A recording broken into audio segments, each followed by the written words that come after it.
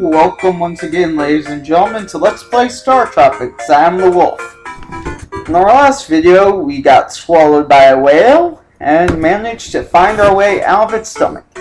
Captain Bell, Sub-Sea is searching for Dr. Jones' location, but the strait is blocked. And so now we progress onward only to find that the strait that we have to go through, even though we were sailing east before, and apparently now we're sailing north, is blocked by a giant ship. So we'll come over to this town and talk to the people like always. Oh, wrong button. There we go. And we find out that this town is called Belcola. And they all talk about Captain Bell and how he's the island father and how he's this great man and whatnot.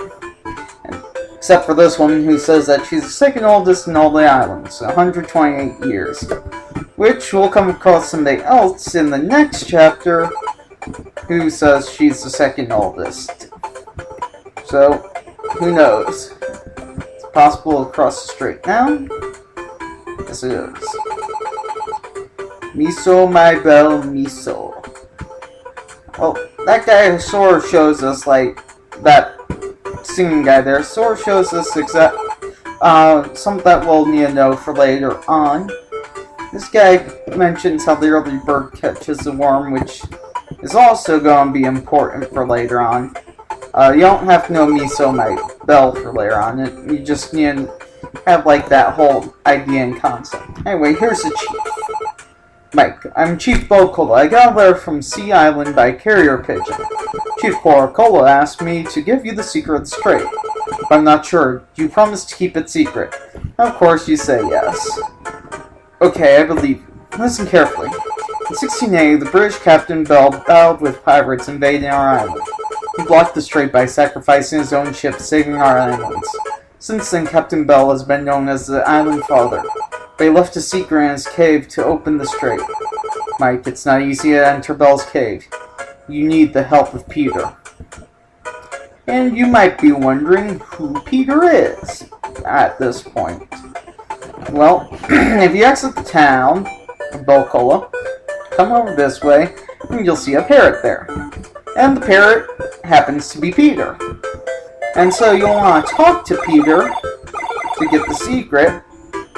And so you're probably wondering why I actually entered the sub and didn't go talk to Peter. Well, I'm just trying to quicken things up because if you go talk to Peter, he won't talk to you unless you give him a present.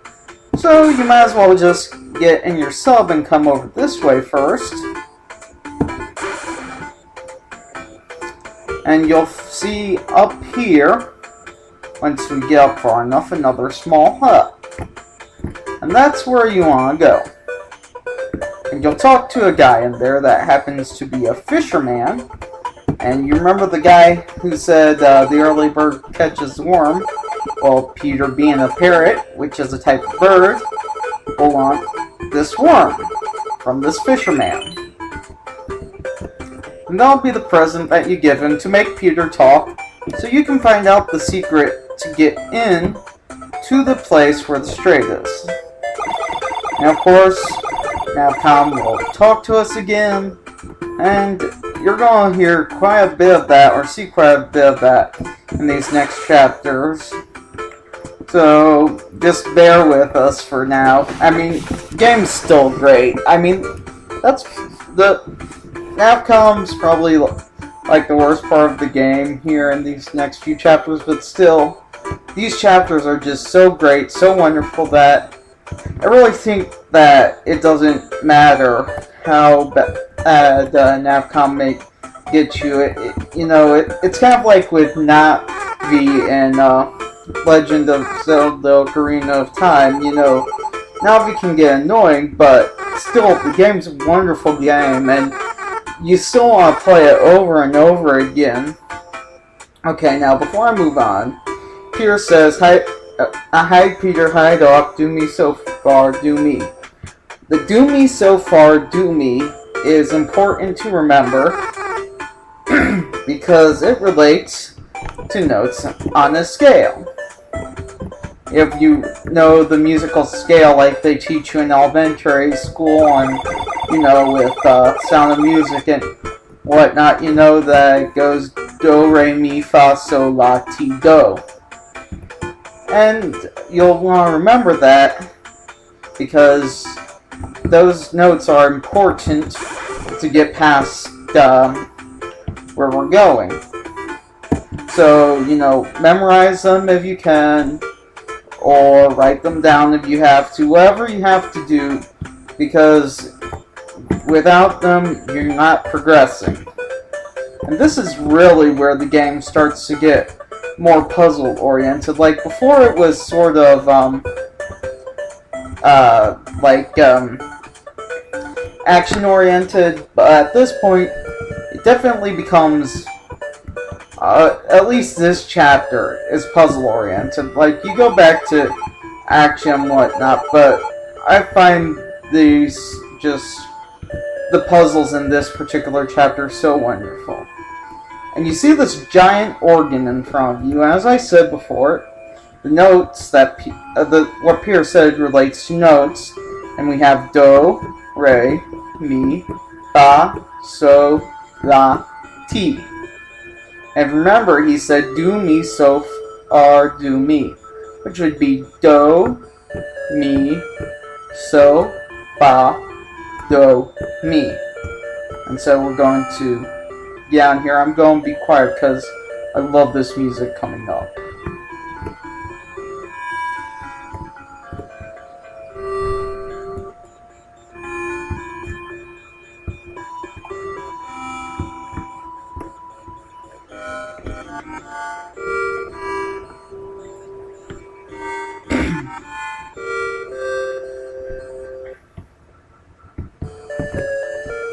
I love the music in this, like, sanctuary type thing in general, but as you see, playing those notes got you through the fire, and you come down here to go to the secret entrance of the cave. But before we do, let's pick up a piece of heart and fill up our heart pieces. Come to this room, and it looks like there's nothing there, but if you go through this portion of the wall, come to another room which actually has the big heart, which will be important for you to know. I mean, you can progress without getting that piece of heart. Technically, you don't have to get any of the pieces of the heart for this game. At some point, your heart levels will fill up. But, you know, you don't have to technically get it. And then you come here, and you come to this cave. And this cave is just really awesome. As I said, from this chapter is puzzle oriented, and we're about to get some crazy Indiana Jones type stuff going on in this level, and it's just so awesome. First one will be in this room, which we'll see in just a second as the tiles start to disappear. And, you know, you can go down there and get the hearts if you want to fill up, but, you know, just remember, keep progressing. That's the important part, and so many spears just shooting out holes there. You know, as I said, a lot of stuff reminding me of, like, Indiana Jones, like, the traps going on, like, you'll walk over a certain section of floor, set something off. Now we come to a three-way place. This one I will show you all the rooms for, so let me just save state here. First off, you have this way, which has more spears and some parts for you in case you lost some, but really you can't progress from there. You can go down, but all that is a place to get lives, which really, I mean, you can get if you want, but considering we just started the chapter, unless you died, I wouldn't worry about the sign too much. As I mentioned before about the signs, they really are gamble, so, you know, it depends on what you want to do. Then this is the last one. now you're probably wondering, well, what do? You know? Bench all the rooms, it can't find a way through. When you come up here, you fall into the ground, and you'll come to this place, and you'll want to come to this corner. The other ones won't allow you to get to the area that you need to progress, which will be over here. We see a little hole in the wall. That's where you'll go. You'll want to go through that hole in the wall and kill that bat, and it'll bring us to this section of the room that we couldn't get to before. And now, you fire first bowling ball, or, no wait, first bowling ball will be the room after this or so. This is the second sinking floor, which is amazing. Here's the bowling ball. That's really what I remember. When I remember this level is I remember the giant bowling balls of Doom. And pretty much, and what you want to do is you want to stay away from that bowling ball, period. Do not get touched by it. Don't forget to pick up mirrors because we need them for these ghost pirates, but, you know, do not get touched by the bowling ball. Bowling ball is instant death, not good. Only 2 ghost pirates that you have to worry about, which is good. It's not like all those mages that we kept coming across in the graveyard where there are like 4 of them in the room and they just never seem to go away or die. Come down here, and then this is the way that you want to go to progress. That's why I didn't show you the other ways there. Kill all the snakes. You can ignore the bat in this room, or loopers actually they're called. And then you'll come down here. By now you've probably noticed that some of the snakes are becoming different colors. You know, our first loopers were red, which only attack when they come across you, when you go across their side. Great. Froze a bowling ball too late.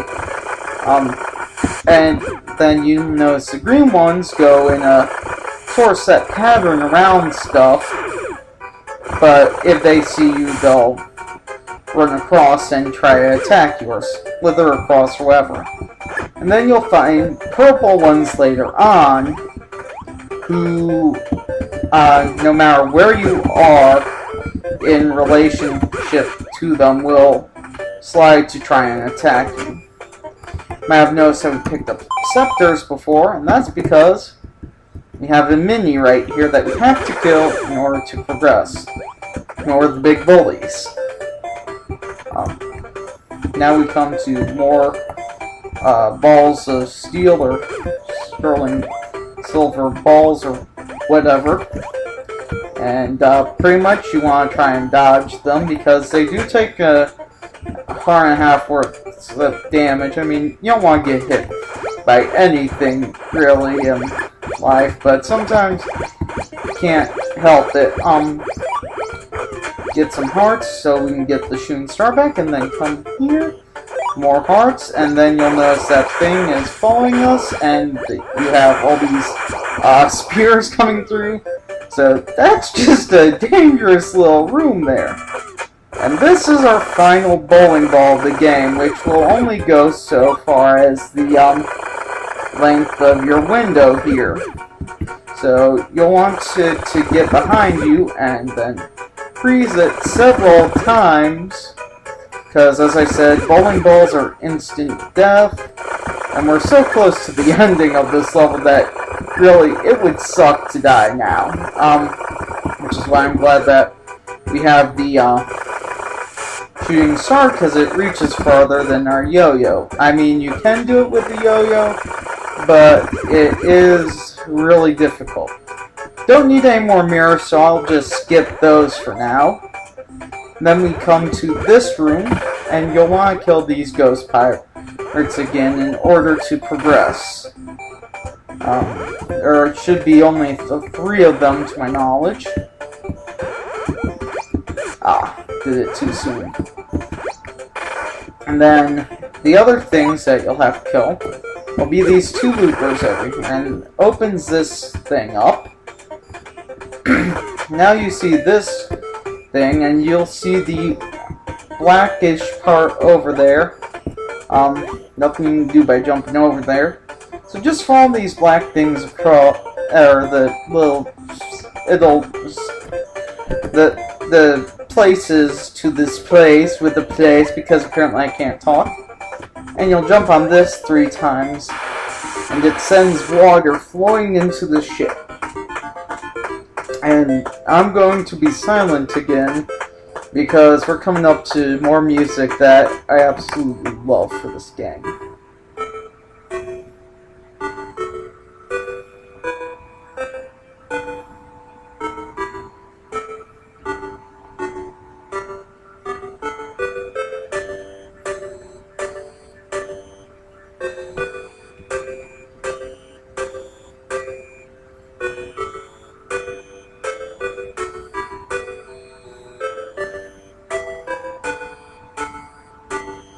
I just love that. That scene makes the game for me. Like, you know, as an adult now, I still love watching that scene over and over again.